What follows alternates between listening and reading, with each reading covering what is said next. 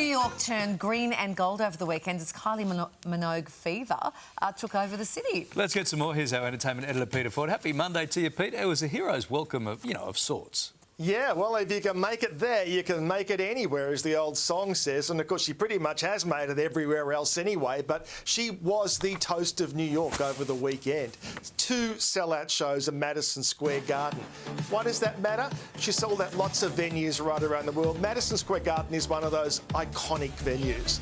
Anyone in the music game wants to play there and wants to sell it out. She did it twice. A reception held for her at the top of the Empire State Building, as you can see there, loving every minute of it, put on by the Australian High Commission, and then probably the ultimate tribute to have the Empire State Building lit up in green and gold to welcome you to town. So, I mean, this is really something else. And Kylie has played New York many times before, but she's played in much smaller venues, because what has happened in the last 2 years is Kylie has got to go mainstream in America. What was essentially a cult following and a gay following, thanks to Padam Padam, has become so much more than that, and that results in selling out 2 Madison Square Garden shows. I might add, another very terrific Melbourne talent did that earlier this year as well. The producer and DJ Dom Dollar also sold out 2 shows at Madison Square Garden. But this weekend's was Kylie, and people raving online about it, saying it's one of the best shows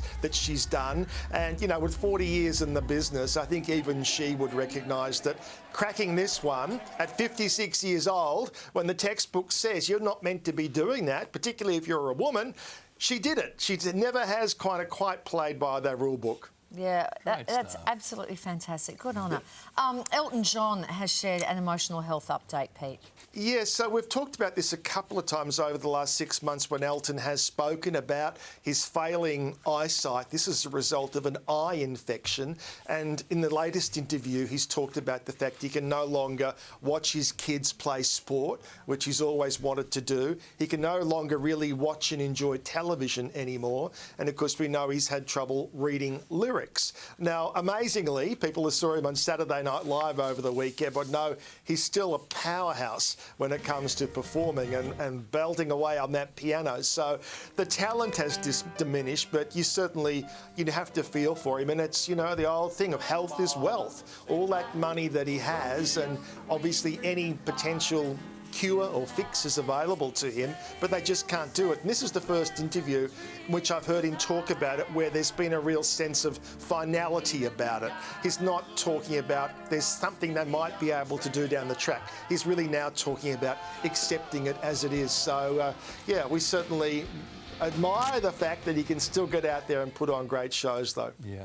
All right, Pete, let's move on. Jon Bon Jovi has given some details about whether he'd return to the stage. Yeah, so he underwent throat surgery a couple of years ago, in fact, and as a result of that, he hasn't been on the road. Now, any singer is terrified of any kind of throat surgery because obviously there's a chance, albeit a slim one, that something can go wrong.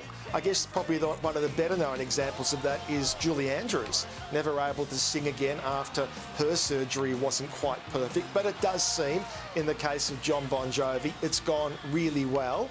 And in this grab I'll show you now, it looks like he's pretty keen to get on the road, albeit in a limited capacity. Have a look at this.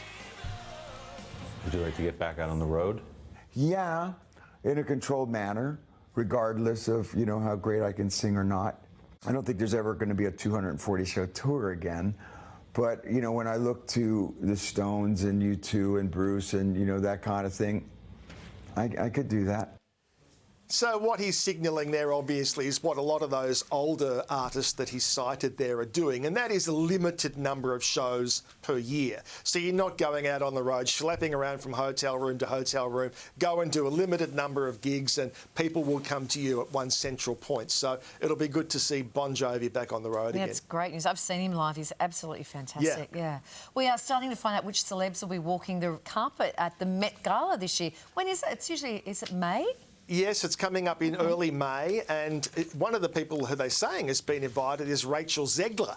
Of course, somewhat controversial at the moment, and Snow White obviously has tanked terribly, and she's been getting a lot of criticism and blowback.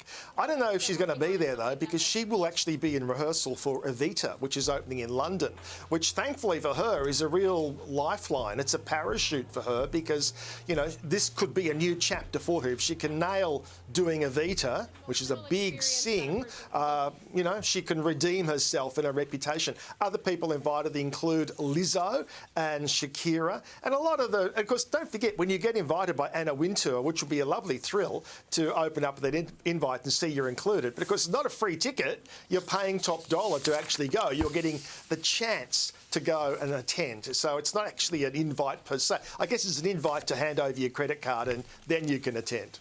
Yeah, that's why we said no. Yeah. We got better things to, we got stuff to buy. Pete, thank you, mate. We'll get back to you again very, very soon.